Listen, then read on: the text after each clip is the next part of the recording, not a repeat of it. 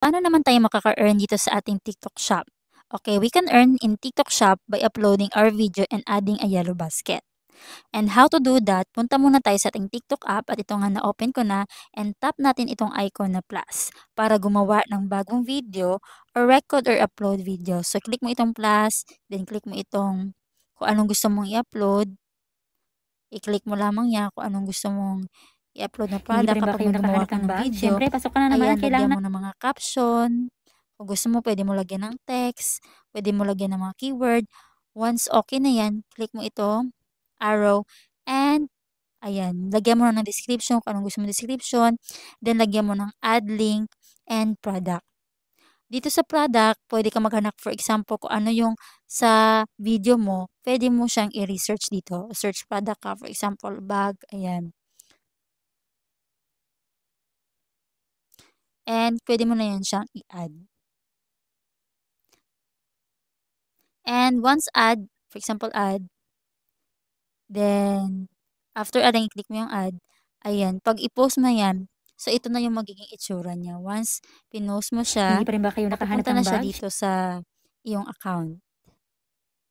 Click natin itong 3 lines. For example, ito. Fan na fan talaga siya ng Frozen na palabas. Makikita mo Kaya na naman yan, napacheck yellow na talaga basket ako. dyan. Itong damit na may itsura or print na mukha Pag ni na Elsa and clinic mo Anna. yung post, Ay, net, napaka-excited niya na i-open ng parcel. Alam niya siguro na para talaga ito sa kanya.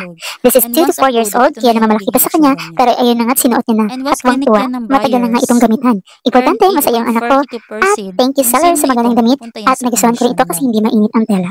Regaluhan Once mo may na ang iyong nag-buy anak, now siguradong yan, matutuwa. at Kung gusto mo ito, ma-receive mo ilalagay na ko lamang ang link kung sa ano may baba binili, para mapupunta makapili kayo. yan Check sa'yo. out mo na. So, paano nga ba yan mapupunta dito sa account mo? Ito yung TikTok Shop Center. And kapag may bumili, mapupunta dyan GMB, Estimated Commission. Punta ka lamang sa earnings para malaman mo kung may bumili sa'yo. Click mo itong affiliate orders. And dito makikita mo, ayan, may mga commission na nga tayo dyan. Kasi nga may bumili doon sa ating account. Kinonect nila yung yellow basket at napunta yung commission sa atin. And once settle, mapupunta na yan siya dito sa available balance. At pwede mo na yan siyang i-withdraw. Pwede mo na yung i-click withdraw balance. Okay? Ngayon naman, pakikita ko kung paano natin ito i-withdraw. Okay? So, open ko muna yung aking GCash account. Pakita ko sa inyo kung gaano ka-legit itong TikTok shop at yung ating mga earnings dito. So, kung meron ka mga product sa bahay mo, pwede mo yan siyang videohan.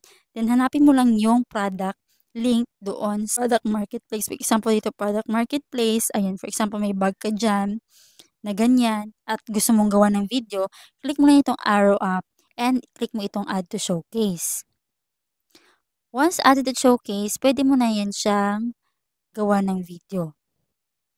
Click mo na naman itong plus. Then, for example, click mo yan.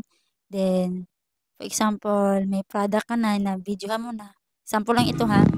Ayan, next. Then, lagyan mo ng description, lagyan mo ng title. Then, add link ka. Punta ka dito sa product. Yung in-add mo kanina, mapupunta na siya dito sa your showcase. Ayan o, Momo 2036. In-click mo yung add. Ayan, pwede mo na yan siyang i-post. Then, add.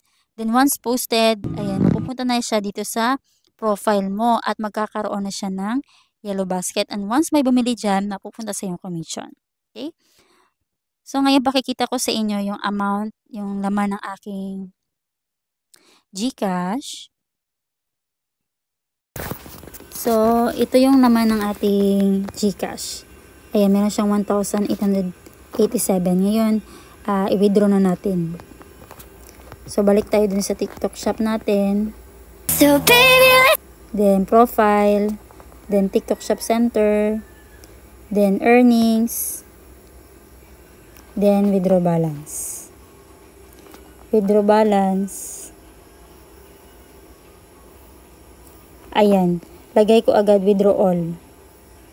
Then, meron siyang service fee na 5.60. Ayan, ang liit ng kanilang service fee. Kahit gano'ng kalaki, ang liit pa rin. Then, continue to withdraw. Withdrawal in process. Ayan, may order ID na siya and back. Once binak natin yan, ayan, 0 na siya. So, pakikita ko sa inyo kung pumasok na siya dito sa ating account. So, ayan, naging 4,430 na yung ating balance dito. And once pinunta natin dito sa transactions,